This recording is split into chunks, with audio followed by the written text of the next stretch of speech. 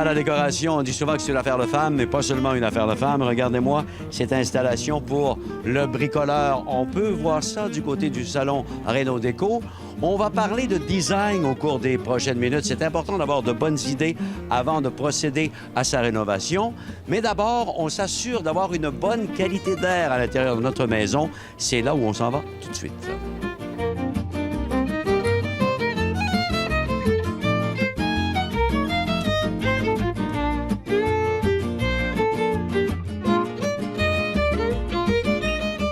On n'a plus besoin de se poser la question, est-ce que c'est important de parler de la qualité de l'air? Bien, de plus en plus, les gens en parlent. Et au salon de cette année, en compagnie de Michel Robitaille, chez Expert, on va parler de qualité de l'air. C'est très important, Michel, n'est-ce pas?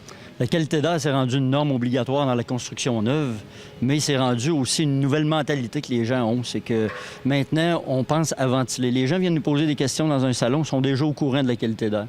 Fait que maintenant, quand ils rénovent, qui n'ont pas d'échangeur d'air, ils nous demandent qu'est-ce qui est l'idéal à faire dans une résidence. Bon, d'abord, dans une construction neuve, on est certain qu'il va falloir l'installer, l'échangeur d'air, parce que si on veut avoir vraiment dans une construction neuve la qualité de l'air, on l'aura.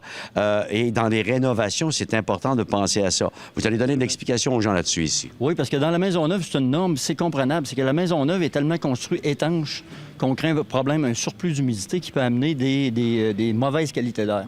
Tandis que là, dans la maison en rénovation, exemple, il y a une trentaine d'années, les fenêtres du temps n'étaient pas aussi étanches qu'aujourd'hui, ce qui fait que la maison respirait d'elle-même. Aujourd'hui, le client qui va me dire « je viens de changer mes fenêtres, je vais réisoler ma maison », automatiquement, il parle tout de suite en partant d'un échangeur d'air. C'est le poumon de la maison. Il faut évacuer l'air vicié et l'humidité et la remplacer par de l'air neuf. Aujourd'hui, les systèmes ont tous de la récupération de chaleur pour pas que, justement, on perde toute cette chaleur-là.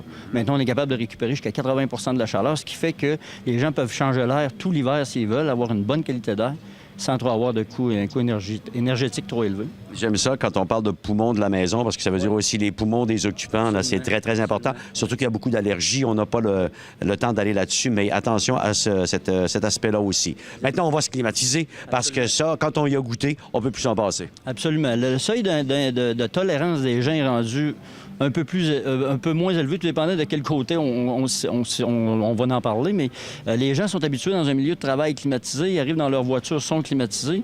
Maintenant, dans leur maison, ils veulent aussi être à la fraîche. Fait qu'à ce moment-là, c'est sûr que la maison, quand elle est moindrement isolée et étanche, bien là, ça demande aussi de la climatisation pour avoir un certain confort. À ce moment-là, on a plusieurs gammes de climatiseurs qui peuvent servir pour les besoins de chacun. On peut climatiser avec un système mural et on peut aussi chauffer dans certains cas. Ouais. Mais l'avantage, c'est qu'avec des systèmes murales, c'est qu'on peut climatiser sans avoir à passer une tuyauterie complète dans la maison, ce qu'on peut faire avec des systèmes centrales. Ah, ça, c'est important. Et on va parler aussi d'économie d'énergie. Ça, c'est important aussi d'en parler parce qu'il y a des machines aujourd'hui qui vont échauffer et climatiser. Ça, c'est intéressant. Exact. On peut les avoir dans les unités murales comme ça, mais en général, quand les gens, surtout dans la maison neuve, quand ils veulent un système de climatisation et de chauffage en même temps sur le même, à ce moment-là, ils voient qu'un système central. C'est une fournaise qu'on installe dans la maison, mais on inclut dans la fournaise un système thermopompe. Le système thermopompe, c'est le système est installé à l'extérieur, le compresseur, mais il amène de la fraîche en été et de la chaleur en hiver, ce qui fait que le système amène un confort à l'année. Mais par contre, la particularité d'un thermopompe, c'est que pendant son cycle de chauffage en hiver, il va amener au moins 30 d'économie par rapport à des plaintes électriques. Fait que c'est l'avantage de ces systèmes-là.